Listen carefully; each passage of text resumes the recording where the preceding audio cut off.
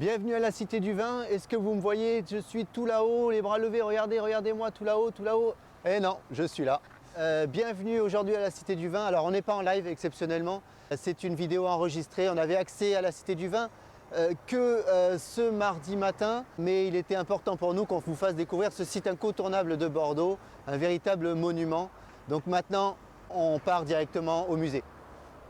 On se retrouve au deuxième étage, donc en plein milieu de cette exposition permanente avec Philippe Massol, le directeur général de la Cité du Vin. Philippe, j'ai quelques questions vues de l'extérieur, plutôt avant-projet. Première question, pourquoi cette implantation ici, Bordeaux-Maritime, proche du fleuve?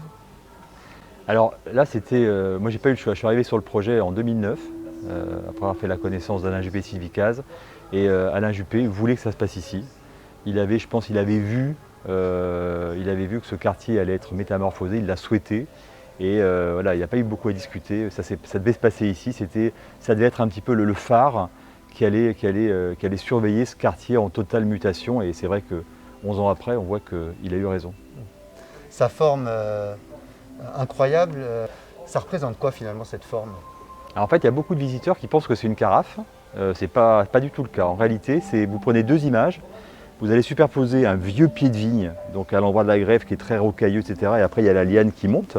Donc là, on retrouve un peu, vous voyez, la forme basse et puis la tour. Puis vous prenez un verre de vin, vous faites tourner le vin s'aplatit, s'arrondit et remonte un peu sur le côté. Vous superposez les deux. C'était l'image qu'il y avait au concours du cabinet d'architecte XTU. Ça donne l'image de la Cité du Vin. Avec derrière, devant nous, là, ce trou, qui est en fin de compte le tourbillon, qui est l'endroit au milieu du verre où le tourbillon se fait. Vous évoquiez le cabinet d'architecture, c'est XTU, c'est cabinet donc parisien, c'est ça? Absolument. Qui a travaillé avec une agence de scénographie en Angleterre. Ouais, qui s'appelle Casselman, qui sont des scénographes très connus en Angleterre et dont ça a été la première réalisation en France. Depuis, ils en ont fait d'autres, notamment ils ont fait le très beau Lascaux 4 en Dordogne. On va plutôt maintenant se diriger vers l'intérieur du bâtiment. Bon, quel est le projet finalement de la Cité du Vin? Oui, c'est ça, effectivement. La fondation, elle a un objet qui est très simple, c'était de valoriser et de transmettre auprès du plus grand nombre la dimension culturelle du vin. Donc on a créé ici plusieurs portes d'entrée. Effectivement là, on a rendu avec 19 modules différents, très accessibles, toutes les composantes de cette grande histoire du vin. Mais ensuite, on peut y rentrer par les expos temporaires, et donc notamment souvent par des œuvres d'art. On peut y rentrer par les ateliers, donc par la dégustation. On peut y rentrer par les événements. On a un auditorium avec des conférences, des spectacles, des colloques. Et puis évidemment, on peut y rentrer en buvant simplement du vin à travers effectivement les restaurants et la boutique qu'on a ici. Pour terminer, dernière question, c'est finalement un parcours famille et pas uniquement parents. Oui, c'était compliqué le sujet des enfants. On avait vraiment demandé aux scénographes que ce parcours soit accessible à tous. Alors je ne parle pas des tout petits, mais qu'à partir de la primaire, on puisse effectivement venir ici avec ses parents.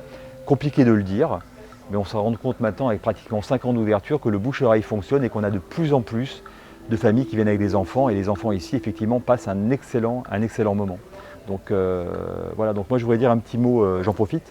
On est effectivement dans votre quartier. On se rend compte qu'il y a beaucoup de Bordelais qui ne connaissent pas encore la Cité du Vin. Je pense qu'en 2021, il y aura beaucoup d'occasions.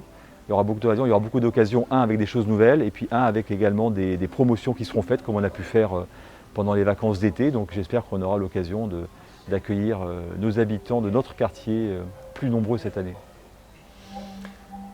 Petit quiz pour terminer, parce que la Cité du Vin, c'est un bâtiment énorme, c'est vraiment des chiffres impressionnants, notamment 925.